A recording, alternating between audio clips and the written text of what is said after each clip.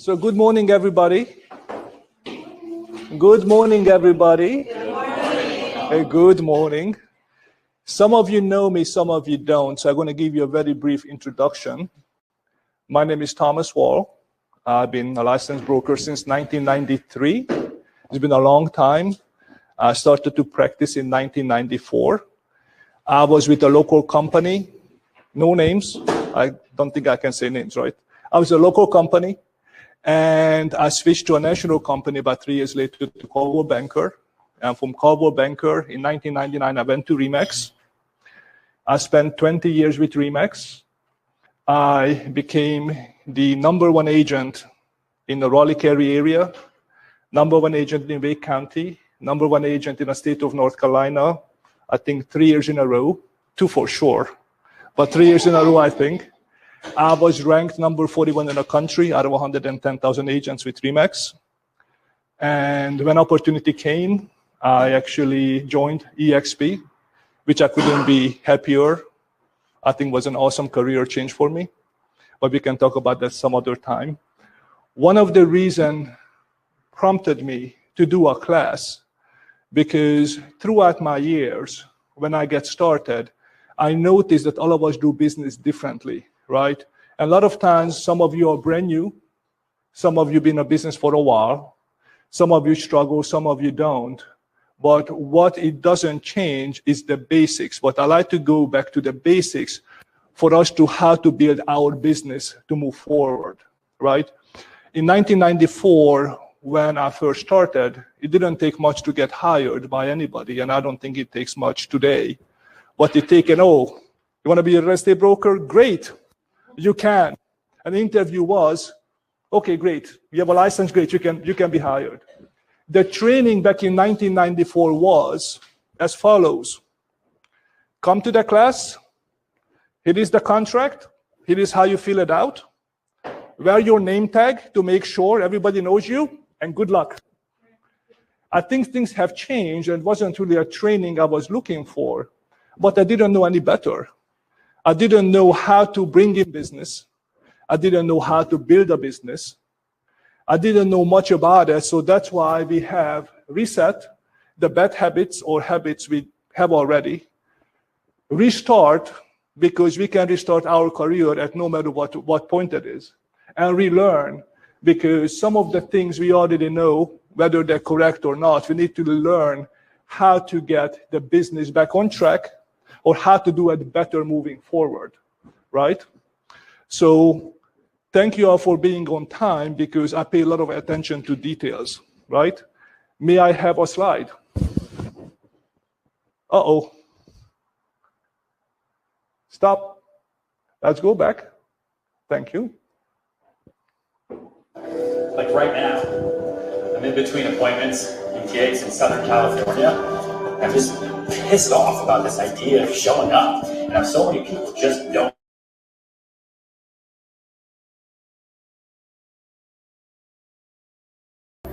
Like right now, I'm in between appointments and gigs in Southern California.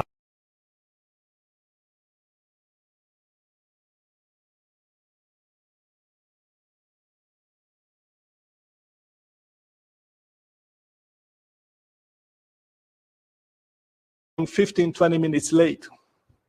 So I proposed the terms of closing the doors, because if you cannot give yourself the respect of showing up on time for your own business, and I'm giving my free time to help you how to make money, then I think we have a irreconcilable difference in theory of how to conduct business, right?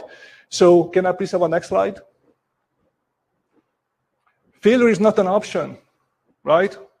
It's not an option, because if you think failure is okay, then we don't need to be here. Failure is not an option, because failure all of us have at some point, and I'll be the first to say I have failed many, many times over. I think all of us have. And if you think you haven't failed, then I'd like to learn from you, because all of us have something we failed at. Maybe I failed at not to dress properly. Maybe I failed at talking too much. Maybe I failed at not to have enough knowledge, not marketing myself, not to be on time. Whatever that is, I'm the first to admit that I have, And if you have, now you know what not to do, right? So we can build on that. Some of us who are brand new in the business, you're going to have a very, very hard start, right? Especially in this market when we have no inventory. Why? Because you have no leads, you have no sales, you have no closings. That means you have no income. So when you have no income, what does it tell you? When you're a real estate broker and you have no income, where is it going to lead you? It means that you are out of business, right? Because it's all fine and dandy that we show up every day, but then what? Then what do we do next? So one of the reasons I want to make sure that we understand the theory, because some of us, and I see you guys are here, but I see a lot of people do not show up on time. I don't see many people in a business. I'm in the office usually between 9 and 10 o'clock. I could come earlier without a question. But a lot of people don't show up, which means you do not show up to your business. That means what exactly everybody is doing. The theory behind it is you are selling. But the problem is if your numbers don't show that, that means you have no discipline of showing up every day, learning from others. One of the reasons I like to be in the office every day because, well, yes, I have a lot of accolades. I've been there for 27 years, on and on. There's always something I can learn from somebody, right? For my peers. Everybody has something to share. Everybody has an idea maybe I didn't think of. So after 27 years, I am still learning bits and pieces of the business because the business is shifting.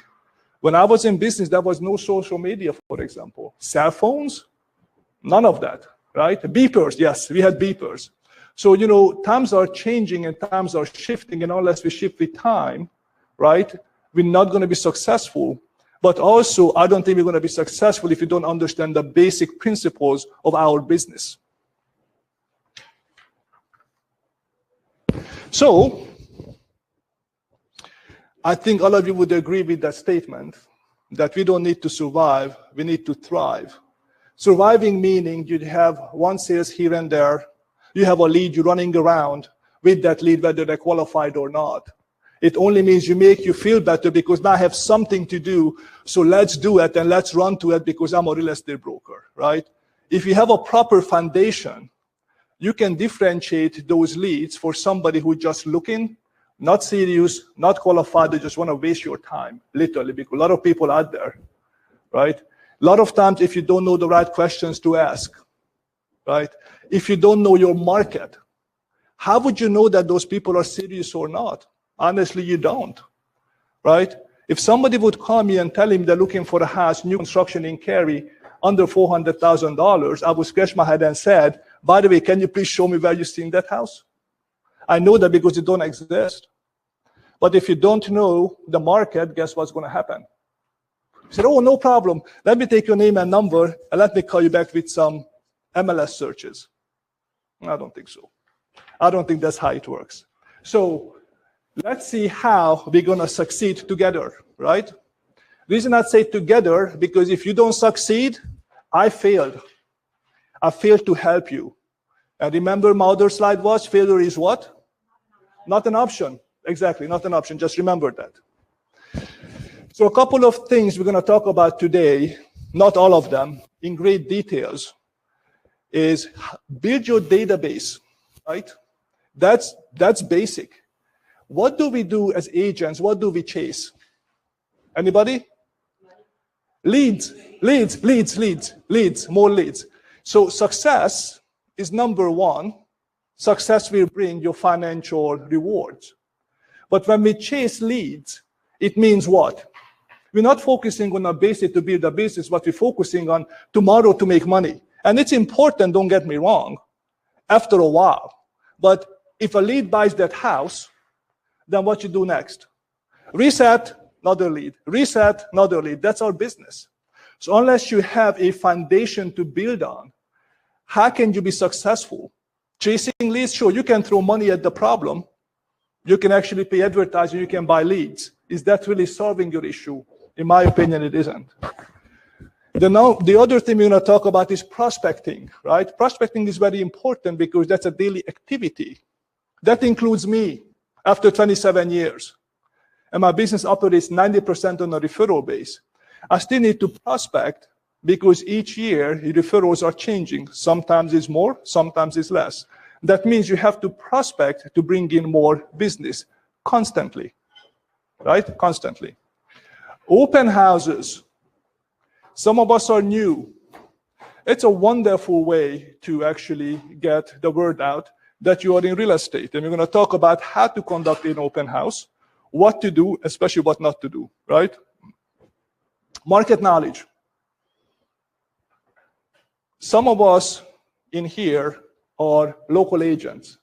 Local agents meaning local to your market, which is a wonderful strength to have, because if you're focusing on a certain neighborhood, and we're going to talk about how, you can be that local expert and you can get quite a bit of business out of that.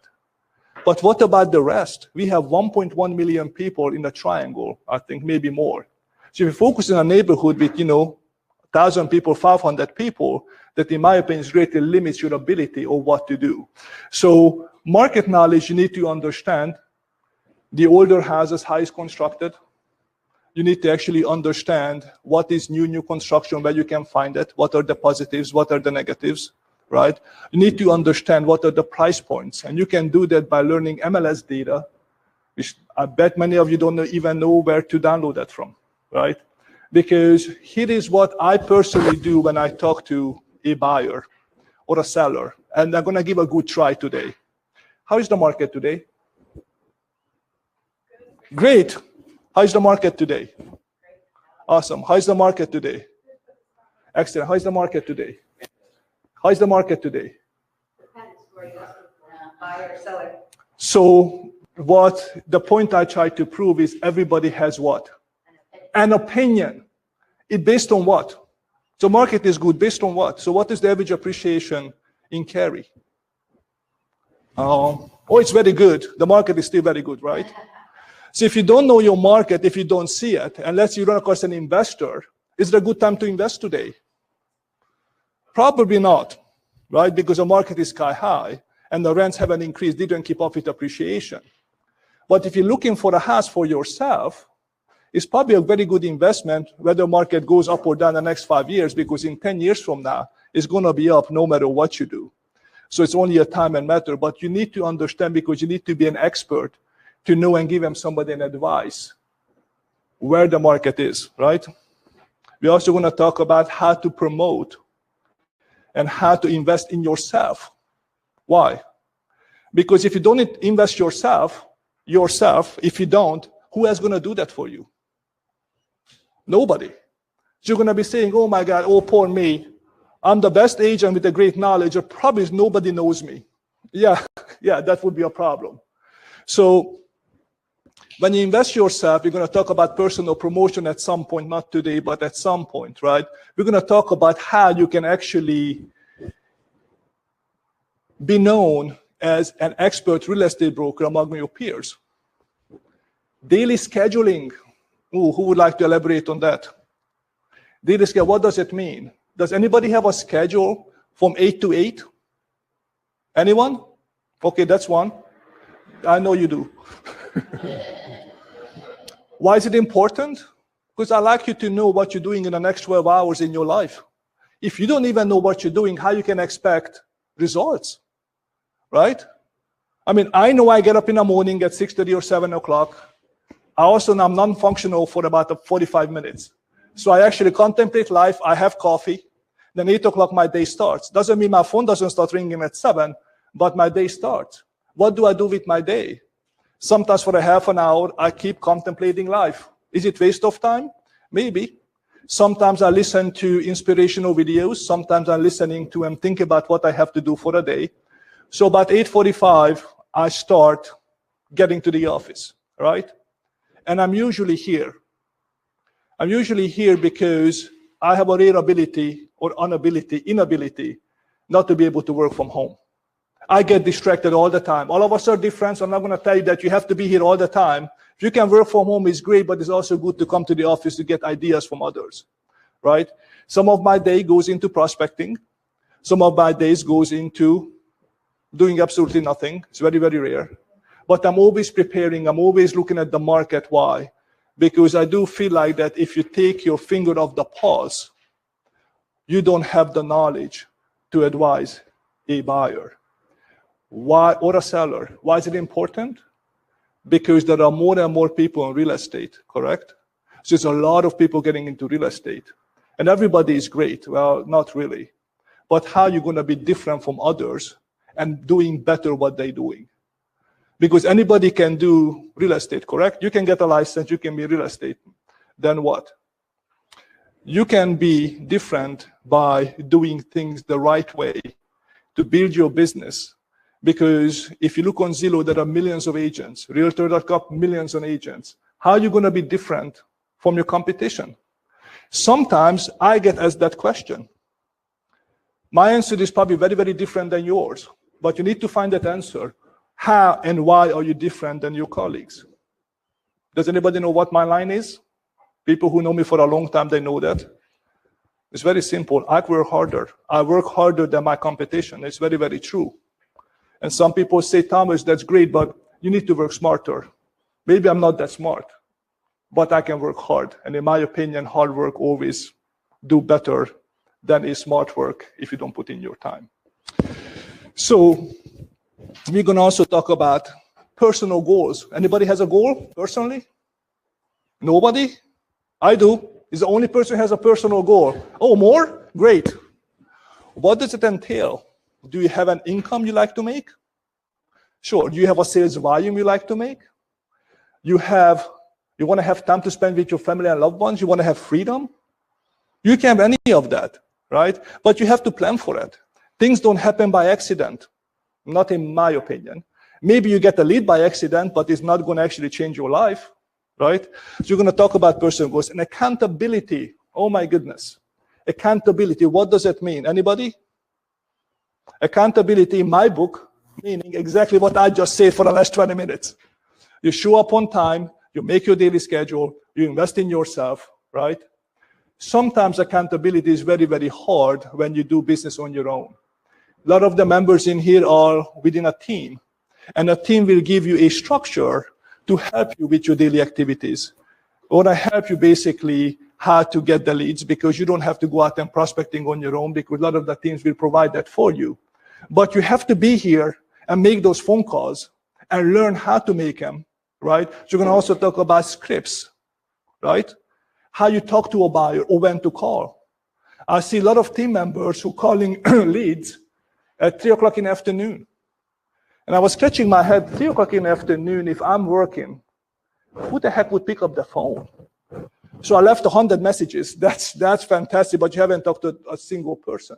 So you're going to talk about how you actually have an accountability to yourself. And if you struggle with that, none of us are perfect, then maybe it's a good idea to team up with somebody you know to hold you accountable for your action and vice versa. So we can actually practice that, right? Plan and focus. We need to plan our daily goals. We need to plan our business, right? Because if you don't plan our business, the result's going to be what? Let's say you're brand new.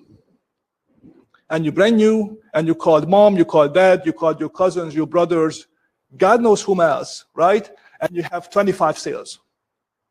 And you said, oh my God, I have a fantastic first year. That's excellent. What's next? Right? You're going to be chasing leads because now you don't have the basics.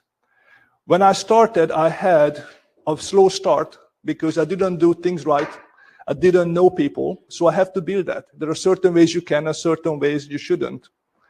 I actually, when I was young, when I was filling up my gas tank, went to pay for it, I asked the clerk whether they want to buy a house.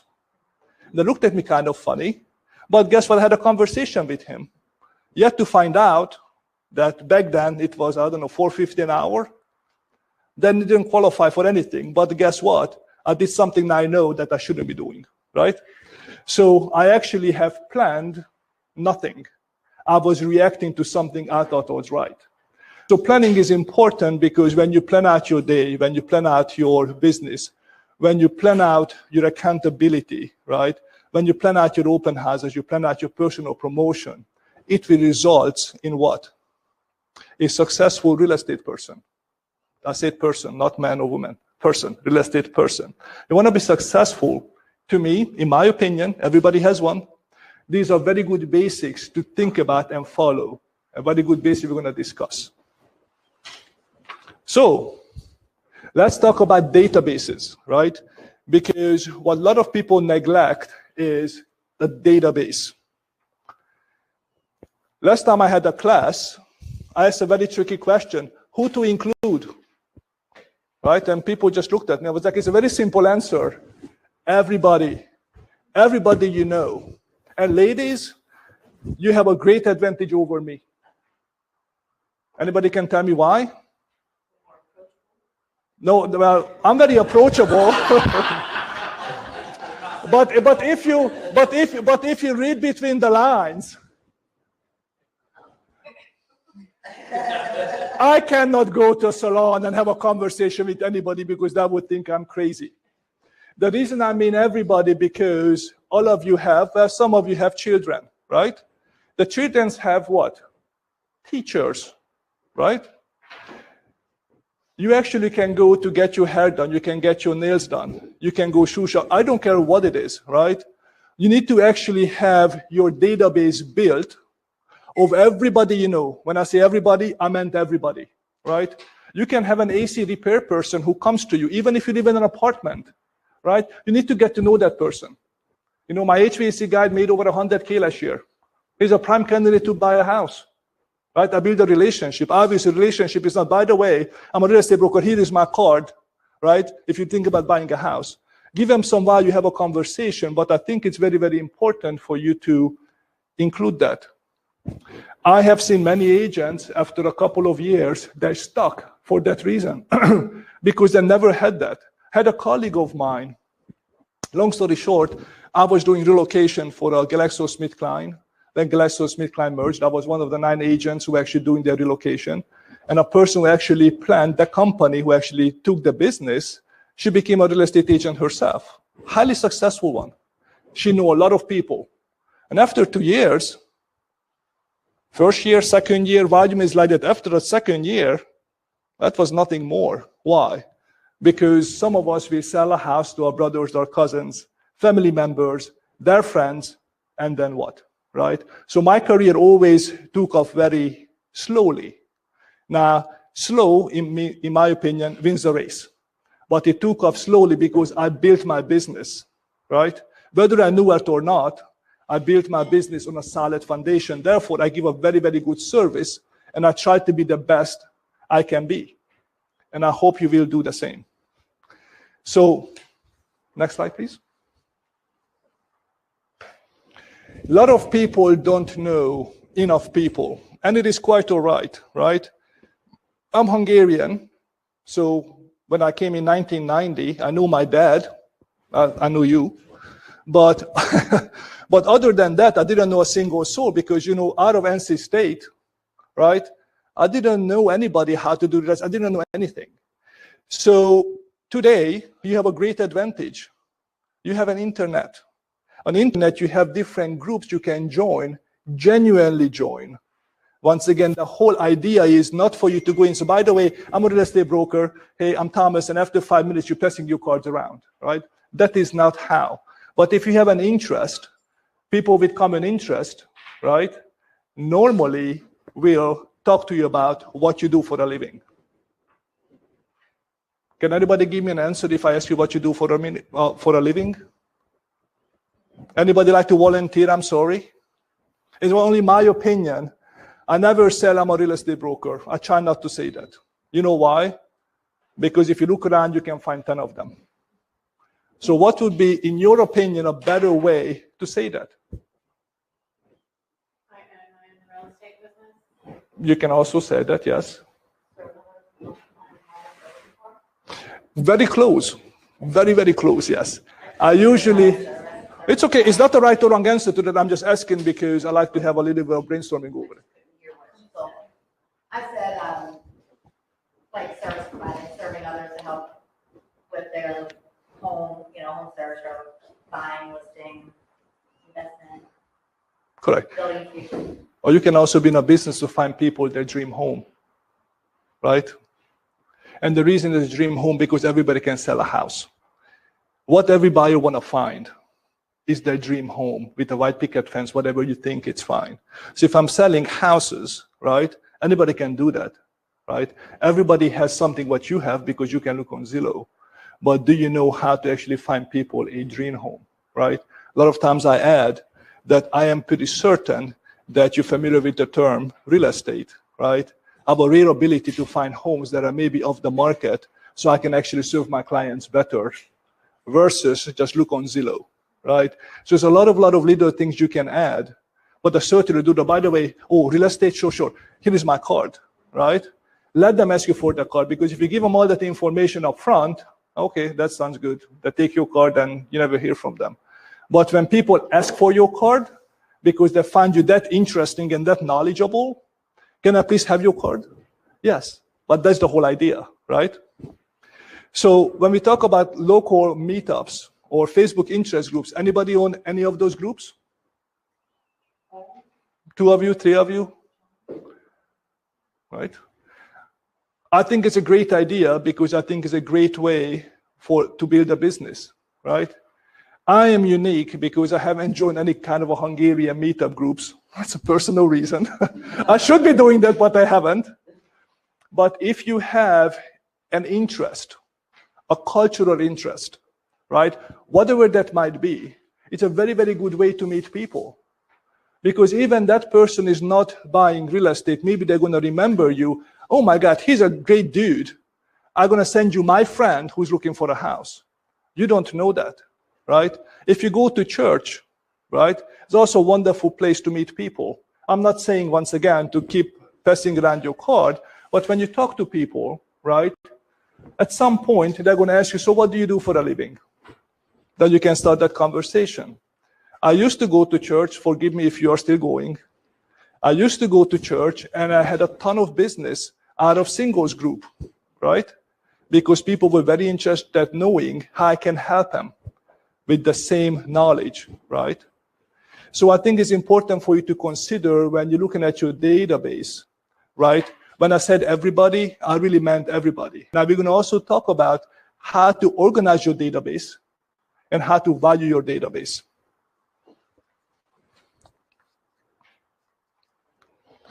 So in my opinion, what has worked for me, in my database, when I wrote down everybody's name and address, right? How would they know that you are a real estate broker? So I'm very old school. I would like you to invest between $10 to $12 and go to Target and buy those little cards. What do you call them? Postcards. Yes, I know what they call them, just kidding. Little postcards, because what I like you to do is send handwritten notes to your friends or whomever, colleagues, whomever there is, just saying, by the way, so great hearing from you. Wanted to let you know that I'm in real estate. I'm your local resource and expert. And you can include your card. And you don't have to say, by the way, you refer me to anybody you know, right? You can just say, by the way, here is the announcement. What do we do next? We call them a week later. We call them because, why you want to call those people? Because a lot of people get postcards on and on. I get a ton of them in my neighborhood. I don't even know who those people are. But I remember if somebody sent me an announcement that is handwritten with their business card, doesn't talk about real estate, right? And the reason you need to call them, because by the way, it has been years. Did you get my announcement? No, I haven't. Oh my goodness, you know what I sent to you? Tell me, what is it? Right? I sent you an announcement because I became a real estate broker. And since you know me for 20 years, I want to make sure you can rely on my expertise to help you or whomever you know, right? So this, take it very, very seriously, please. No text messages or emails. Why? Because I get hundreds of them. I have hundreds of text messages every day because it's a new thing apparently. I mean, it's a great, but you get it all the time. So if you're going to be so impersonal to the person you know for 10 years, What kind of reward are you expecting? Reward you with what? The same. Thanks. Okay, that's great. I'm in business, and no reply. Because you never connected with that person. So don't underestimate a personal connection. Especially some of us who've been in Raleigh for a very, very long time and know a ton of people. Don't underestimate, because while the new generation might be very tech savvy, right? I've been interviewed a lot by millennials between 20 and 30, because many of them looking for whom? An expert. And unless you become that expert, right, you will not have that business. Unless you promote yourself, unless you put yourself out, unless you do the core basics for people to know that you're in business, that you're going to be chasing leads the rest of your life, and hopefully in 20 years, you're going to have enough leads who actually liked you that you can actually build a business. I think 20 years is too long, right? That's why it's important to get off the good start. And if you have done that, then you need to revisit. It's interesting because when I get busy with my life, right, I do forget to call my clients, my database, right? So when I have Saturday or Sunday, I do call them. And you know what is so interesting about that? What I notice, their phone rings twice and they pick up the phone. Why is that? Because they probably have left them a good impression. Probably they know I'm calling about something. And the way I call about something is to talk to them, genuinely talk to them, right? And it's a difference between asking for business all the time, although you should. But I also think it's important for them that you let them know that you are a real estate broker, but don't be overzealous. Hey, Susan, how you doing? By the way, you know anybody who's looking forward to buy and sell real estate? No, but it's good hearing from you. Oh, by the way, I'm busy, right? So make sure, in my opinion, have a genuine conversation and remind them, even if you have to remind them. Just want to make sure you know you haven't forgotten me, because I'm in business. I could sure use your references. As you know, I am new. It's okay to say that. I am still new to this, although I studied a lot to be an expert. I would greatly appreciate if you could help me to support my business. Can you please help me? Who's gonna say no? I haven't gotten that yet. Can you please help me? Because I could certainly, would love to know if you know of anybody who's looking to buy or sell, right? So I think there's a certain way you can ask, but it's not a weekly phone call, it's not a daily phone call. Don't call people, don't nag the crap out of people. Just make sure you genuinely make what? You remember your daily task we just talked about? Maybe it should be a rotation of once a month phone call, or once every 2 months, right? So a lot of little things you can do. Another thing I have noticed that a lot of people have failed to do because we're just too busy chasing leads. When I go to a neighborhood and I see a beautiful home, sometimes I drop in the same car that I bought for $12, 50 of them, and saying, by the way, I love your home. It looks great from outside. If you ever think about moving, please let me know. I might have a buyer for you, right? It doesn't mean they're going to call you tomorrow, but guess what? You're putting your name out, people to remember, because you never know when they go online on Facebook. And they're so curious because they haven't gotten a postcard from anybody like that, right? On Facebook, and they look you up, wow, you know, this guy does a lot of business. Very likable, have good reviews, right? 5 years from now, 3 years from now, you never know. They might call you. I have had business like that, right? So rate, contact, and harvest. Who like to harvest? I love harvesting. Harvesting meaning what? You have little seeds. That means you can eat bread.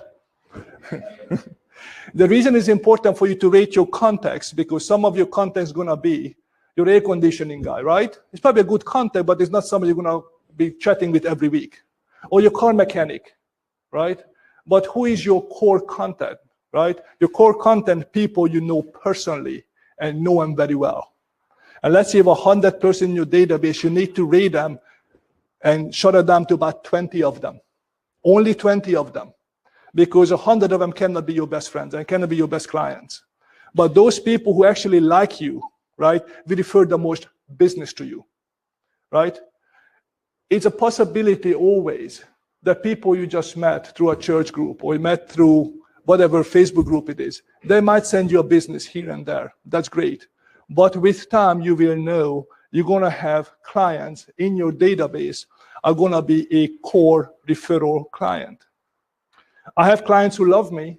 They haven't moved in 20 years, but they keep sending me people they walk with in their neighborhood, right? People actually mention real estate. You have to call Thomas, right? Why? Because I stayed in touch with them, right? I actually harvested that relationship to make sure that whenever they need, they call me, right? Whatever they need, because guess who are we? Experts, real estate experts. I always tell my clients that before you do an addition, change your air conditioning, whatever you do, there's only one number you need to know. You know whose number is that? Mine. Why? Because you become an expert. And even if they don't know a plumber, even if they don't know an HVAC person, I will find that for them. And I will call them, here is a person I vetted, you need to call. Guess who you just become? Their new best friend and somebody they can rely on for professional advice. So now you're an expert, not only in real estate, but also anything subject related to real estate. And guess what happens when you keep referring those plumbers and those HVAC companies? They will get to know your name. Sometimes you get to know those technicians or those plumbers, right? And plumbers need to live somewhere. Air-conditioned person also needs to live somewhere. So don't disregard because you see somebody in muddy boots that probably can't afford the house. Many of them have a six-figure income. So make sure you know that whomever you get in touch with or in contact with is your potential referral source or a potential client. Because even if somebody said, I really appreciate you, we bought a house 2 years ago, I always ask them, which agent did you buy a house from? You know what usually happens?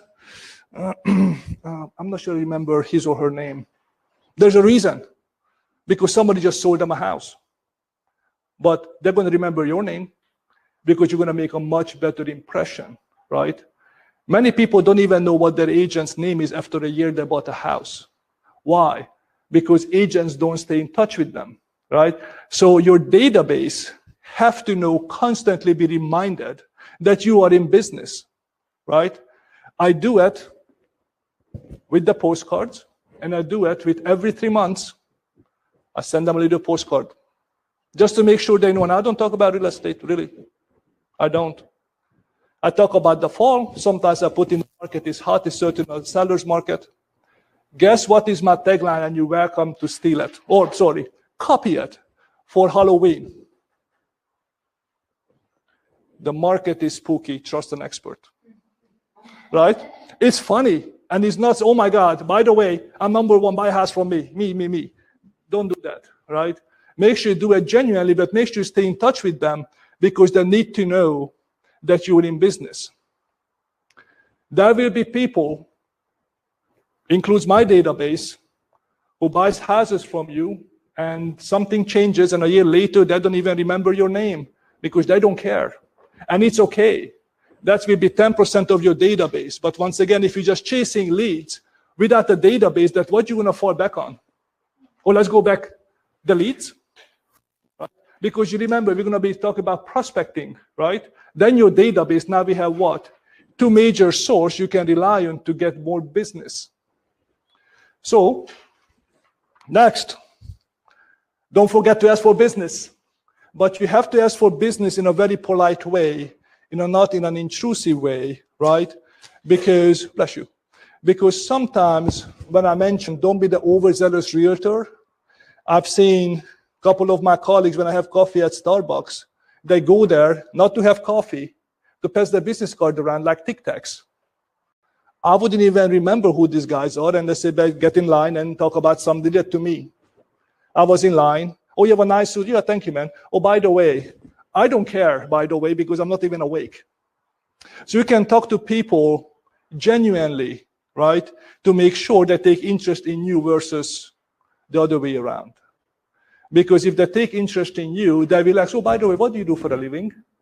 And the answer is, you're in a business to find what? People's dream home. Yeah, correct. Because it sounds different. Now, if you say, I'm a real estate broker, but I'm different than most, that's also funny. How is it different? Well, many people don't have an accent. You know, so whatever fits your personality doesn't mean you have to say exactly what I say, but you have to be creatively different, right? Because if you're just selling houses, then anybody can sell houses and you're just dime a dozen. I try not to be one, right? So we also talked about how to ask for business from your database. So let's say you're calling your best friend, and your best friend say, by the way, I'm so happy that you called because me and my husband were thinking about, buying a brand new house because our house is getting a little old. And we were thinking about actually buying a brand new house in North Raleigh, close to Crabtree. Oh, great. Let me look for it where it is. Don't. It doesn't exist. So if you don't know your market, if you don't understand the market, what you're going to do next? You're going to call them back and say, by the way, I'm sorry, but that doesn't exist. Then how the heck did you not have a conversation with that person to say, I understand completely what you're looking for. I would love to buy a new home at that price point. By the way, did you see that house on Zillow? You can maybe just send that to me because it's probably a very unique opportunity that I can look it up for you. Because I know in the back of my head, there is no way. There is no way that exists. Then what are you going to ask next? Why brand new? Right? Why are you looking for a brand new house? Oh, because we don't want to deal with a lot of maintenance, right? I understand. But how about if there is a house in that vicinity that is 8 years old, high-end custom built? Does any of you know what the difference is in maintenance? Answer is should be nothing. Because your roof probably going to last 30 years, your air conditioning another 10, or at least 5. A water heater, people said, oh, we just replaced our water heater. That's $1,500 next. You need to know those things because if you don't, you're going to be caught off guard. You're going to be chasing your tail with information by not knowing your own market. Remember, what are we? Experts. If you're not experts, then how you expect people to trust you and trust your opinion, right? So we're going to preview homes. Anybody did that? Yes. Why do you think it's important? Other than obvious what I just said. Because a lot of times when you preview homes, you not only know the market, you also understand different construction practices, right? For example, I'm going to single you out. My apologies. You do a lot of business in Durham. So let's say downtown Durham is a very unique market, and downtown Durham 10 years ago was selling for $25,000 for houses were built 1930s, 1940s, right? A lot of them have been bulldozed or rebuilt, right? Does anybody know what it takes to rebuild a house? If you're working with your clients and it's a flip, can you spot what the differences are in construction practices or what needs to be upgraded, what isn't, and what is normal, what isn't? Because when you go into a house, $1 million custom house, yeah, you can refer to, oh my God, it's a beautiful kitchen. It is. How about if you walk in a 1940s, 900 square feet house? You know anything about siding, lead, asbestos, original windows, how they work? It's just good to have a conversation because we're also going to have a lot of your younger friends. What they're going to say, oh my God, I love a fixer-upper. I like to buy a fixer-upper. Right? What does that mean? Do you have skills to fix it up? No, we just think about painting. Okay. What I'm saying is people have a very, very different idea of what they think they want or what they think it means. So you will have to be an expert to guide them, right? The second one is study areas. Why? Because if you're a local expert and you have a client in Chapel Hill, right? If you're in Durham, you probably know Chapel Hill, but agents in Cary, I did relocation for a long time, and I was driving clients around between Raleigh, Durham, Cary, and Chapel Hill.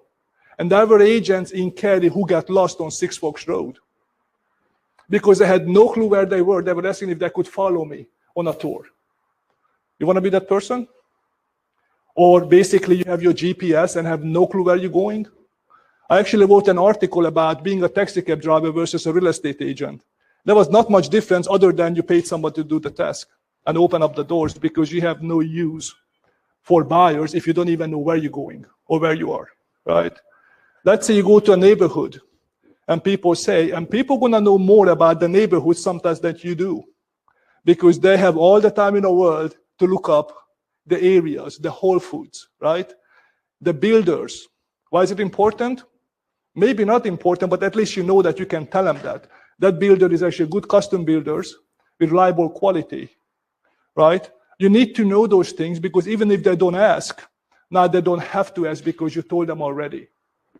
So I think it's important for you to know the different areas, because different areas are selling differently.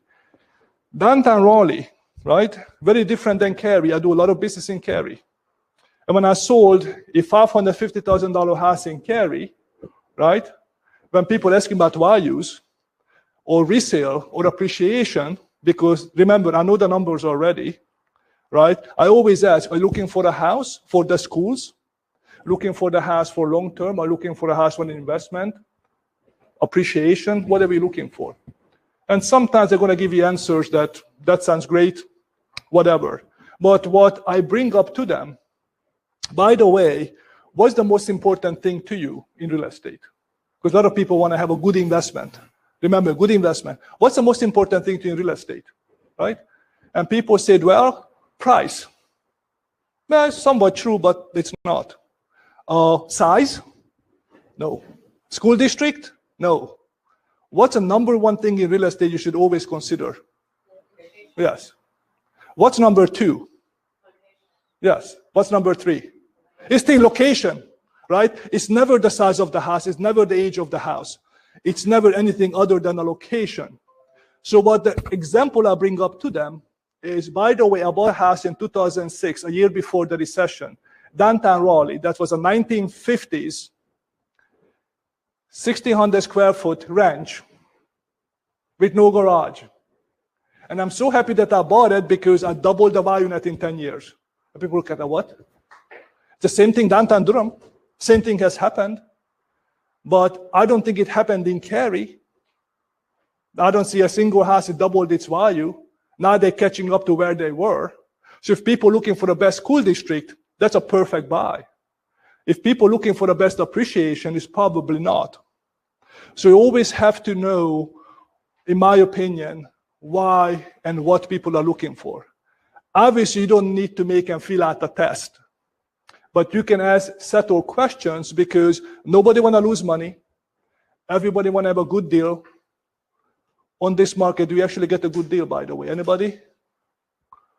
Probably not. But I would also add that maybe so if you're looking at a long-term investment. Because if you're looking for to stay in a house for 3 years, I don't have a crystal ball. I do not know how the market is going to be. It's a high possibility, because we're very high, we see multiple offers, the market will come down. So if you need to sell in 3 years, it might be a problem. So then what advice would I give those sellers or buyers? I want to make sure we buy the right property to do what? That the market crashes, to do what? That we can rent it, right? Because you see that back in 2008, that a lot of the houses that couldn't sell went in foreclosure, short sale, or it was up for rent. A lot of them. Guess, once again, you give them advice on what to look for, they need to follow. So price ranges and features, days in a market, why is it important? It's important because if a client sends me a house, which I happen to me have a client of mine relocating from California, and basically say, oh my God, I love this house, it's great, it's close to everything. How come it's been on the market for 578 days? And I almost fell off my chair. I was like, for how long? 578 days. What do you think is wrong with that? Everything. I know it's everything because this past weekend, I actually have sold my listing. Anybody who's a listing agent and listening, everybody gets multiple offers if you have the house properly priced and properly presented. So I have seen offers that I lost out on. I'm first to admit I wasn't aggressive enough for a reason, because I do know the numbers. Somebody actually have beaten me out by 35,000, and I was 40,000 above already on an asking price. And the house wasn't undervalued. It was valued for a normal market. Today, we're just not in a normal market. So you need to know that. Because if you keep making an excuse why you have lost it, right? Number one, that you don't know the market. And if you think everything is okay with the house after 511 days, then there's something wrong with you, which means you don't know the market. I think something wrong with the house if it's over 30 days or 2 weeks. And usually something is, regardless of price point. Because anything priced correctly on the market, it will sell. So knowing the price point, anybody knows what is the highest appreciation and what that is on our market? Anybody? What is the highest appreciation for which price point on this market? Like what price range? Yes. Like I would say 200,000 for appreciation. Kind of, sort of. Anybody else? And you don't have to know that, I'm just asking. Because if I have a buyer who's looking for a house between 275 and 325, my advice is buckle up, because the price point had 14% appreciation from year to year. 14%. It had a higher appreciation than houses in the 500s or 600s. Why is that? Because that mechanic I was telling you about, instead of renting at 2.75% interest rate, now they can actually have a mortgage lesser than they're paying in rent. Would you like to be that person who tell them that? Any of you? I would be. You'll be a hero, right? So you need to buy sooner than later, because if a 15% appreciation or 14% keeps going up, guess what? You're going to price yourself out of the market. But if you tell them you need to buy a house tomorrow, you what? Pushy. But if you have the numbers to show them, this is why, it's not only my opinion, although I'm an expert, look at the numbers, let's make a plan, let's execute the plan to your time frame. Now you have something to work towards to, right? Versus to say, oh, the market is hot, things are selling fast. Sure, everybody can see that. How good are you, right? So absorption rate. Do you know what that means?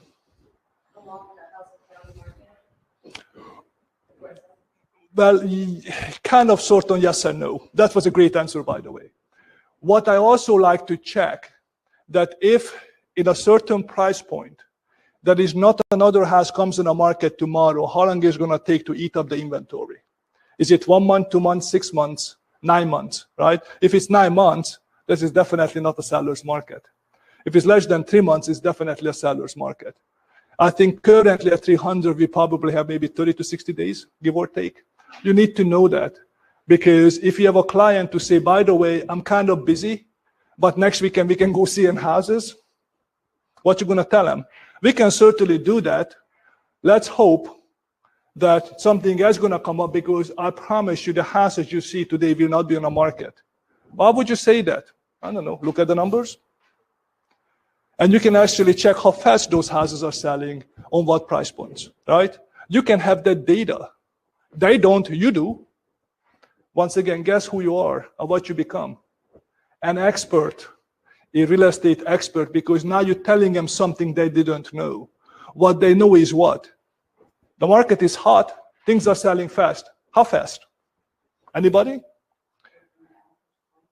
Sometimes hours, sometimes days. What else are you going to check for them? Anybody? So days in the market, yes. So we check the days they're selling very fast. What else are we checking? That's number 2, yes. How many listings coming up? So basically you're going to check if in 1 month in the particular area you have 1 listing, you probably don't want to wait a week to see it, right? But if you have 25 listings coming up, I know it's not the case, then you have time. That's very good. What else? Anyone? What I like to check is this. I like to, for the price point and for the area, I like to check closed sales. Do you know why? Because I need to know for the last 6 months how many houses came on the market to predict how many houses might be coming on the market. But also I like to give them one data they're going to be shocked. What is that data that most people are going to say, oh my gosh, I didn't know? What is that? Price? Yes, but no. So, yes, I need to tell them, by the way, in your price point, the houses are selling 104% over. What does that mean? Well, if you're 300, houses selling 4% above in average. In average. Some of them selling at 100, lucky you, but some selling somewhere at 108. that means somebody bid 20 grand above or 18 grand above whatever the house was. If that keeps happening, guess what you're going to be doing? Price yourself out of the market. Therefore, we need to look at houses sooner or later, not because I'm in a hurry. I have plenty of time for you. I want to make sure that you don't make that mistake, and I'm going to help you with knowledge to make sure that you don't, right? So those are the ideas, in my opinion, you need to know and need to understand. And even if people don't ask for that, right, there are going to be people who will. There are going to be people who are super analytic. I had a client of mine who sits on a National Atomic Energy Board, a nuclear engineer. How do you think he was? Good, fun times. Yeah, fun. A super nice person, awesome to work with, but super analytical, right? He needs to know every single details.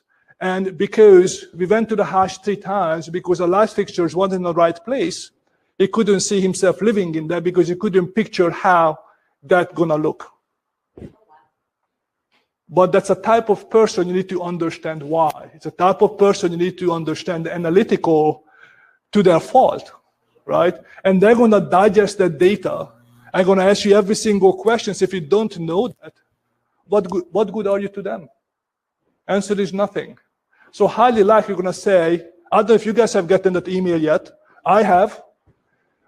We really appreciate your time, you're great. We're gonna go in a different direction. But thank you very much for all the time you spent. Why is that? Because the perception is you cannot serve their purpose. Whether they didn't tell you what they're looking for, happens all the time. You didn't perform well, didn't have enough time, or just people just being people. I'm not going to say it on camera what I think of that, but that's a different story, right? So you have to understand the psyche of buyers, right? The reason I talk about the stats, the reason I talk about that, because when I go to a buyer's presentation and next course, we're going to talk about how to put one together, right? I ask the same question I just asked you. And none of you know the answer, fortunately. Because everybody knows the answer, I'm no longer unique, right? So the question was, how is the market today? And everybody would answer, great and good, and all of you are correct. But if I'm the expert, I can give you the answer to that question by understanding and knowing the numbers, right? So we talked about market stats. Another thing I like to do, I like to give my clients, and you can download, by the way, everybody, you can download this from the MLS. It's not secret. I didn't discover anything. You can download that from the MLS. I look at it because let's say a buyer comes in from Arkansas, or buyer comes in from California. Do you think there's a big difference in perception of what things are, how much things cost, right? Huge difference. But when you actually have a market stats, because a California market maybe today is going down, maybe it's going up, not my business, I don't know, neither I should care. But what I need to know and show those clients how the market was last year and how it changed for this year, right? Why?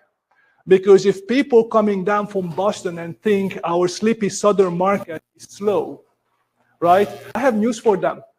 But if you tell them I have news for you, that's great, that's your opinion once again. But here is the 12 pages to show you in a very nice manner so you can understand how the market has changed. And because you know the market, because you have market knowledge, you can explain to them why, what COVID did to our market. Right? A year from now, maybe it's going to be different, but today you need to understand how to be an expert and understand the market currently, correct? So does anybody know what the differences are between new construction and custom? And you don't have, please. Am I the only one who's? No, that's okay. There is not a right or wrong answer to that. I don't know specifically what new construction is. The builders like Ryan Homes, custom builders are the ones that you can pick everything from the house versus new construction.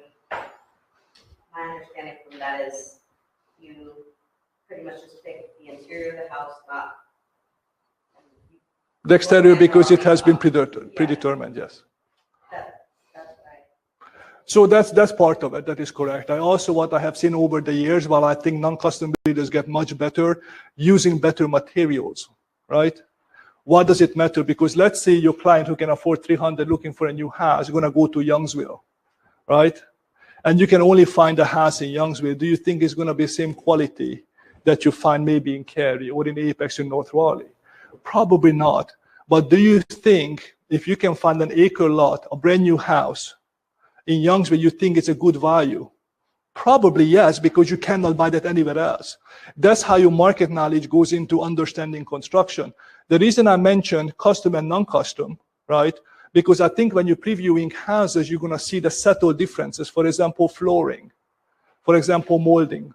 Sometimes it is siding, right? So you need to know, I need to understand, because a lot of the things people are going to ask, oh, I don't like the color. One of my favorite things to do is when I go to a house and let's say the vinyl siding, I stop everybody and I say, by the way, how do you like this awesome yellow?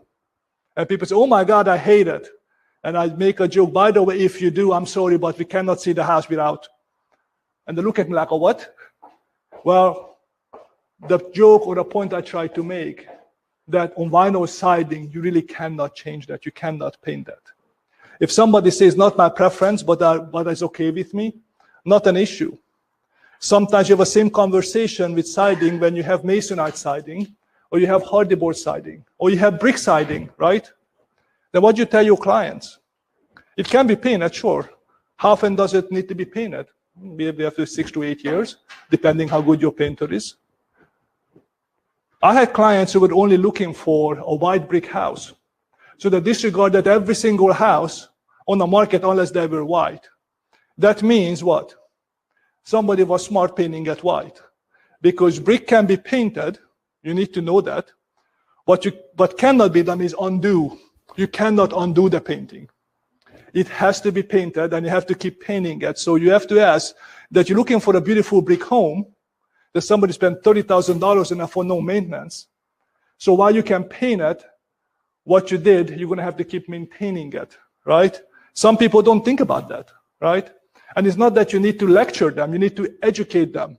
What is the reason looking for a brick house? Low maintenance, so don't paint it then, right? So there's a lot of things you can add to be an expert and add to your knowledge. And to your point, I do think it's important for somebody to learn the custom builders and non-custom builders, because there's a huge difference, and also there's a huge difference in clientele who prefers custom versus non-custom. It's not that one is better than the other, it's people prefers a different style of homes. One of the things I keep hearing lately, and maybe it's a different trend, when I see a beautiful custom house and I see a beautiful 3.5-inch side-finished hardwoods, right? And I had the same thing in my house from 1950. So for 70 years, it was flawless. You can refinish them, you can restain them. It's going to last longer than we're going to last. But guess what? The planks are too small. I like to have these wide planks floors, right? So you need to know there is no way that you can actually have that in hardwoods because they don't make it. The 7-inch wide planks, usually LVP, right? Or actually some kind of an engineering flooring. There is nothing wrong with that, it's just a preference. But if people actually think about having an LVP for looks or for dogs, it's an excellent choice. But if people are looking for it because it's wider, but they think about, just changing it later, is probably a wrong choice. So you always have to ask, for example, if you have an engineered product, and let's say that is engineered hardwoods and have 2 huge labs, would you ever recommend that for them? I wouldn't. Do you know why? Because I'm going to get a phone call 2 years later that say, oh my God, the floors are completely ruined. We need to actually finish. And you're going to say, well, you really can't. So you need to spend about $8,000 to replace them. I wish I knew that when I bought it. Whose job is that to tell them? Yours. Even if they don't have a dog, it don't matter. You need to educate them. Because the last phone call you want to get, you should have told me. Right? Why? Because you're supposed to be what? An expert. And you're going to get those phone calls, like it or not. I wish I knew. Well, they didn't know because the number one never told you. And number 2, you never thought about telling them because back then they didn't have 3 dogs. They weigh 100 pounds each. But it's always a good idea to tell somebody to know and understand what they're buying. So instead of you becoming that punching bag, You're becoming their hero because you educated them, you stay in touch with them, and basically doing everything in your power to help them as an expert, a reliable resource. How are we doing on time? Sorry. Wow. All right. So if it's 12:15, I'm going to leave it at this slide. This is just the beginning of our conversation. There are going to be 3 more classes. We're going to dive into each subject more and more deep. So by the time we get there, you're going to be a well-prepared, well-rounded real estate expert.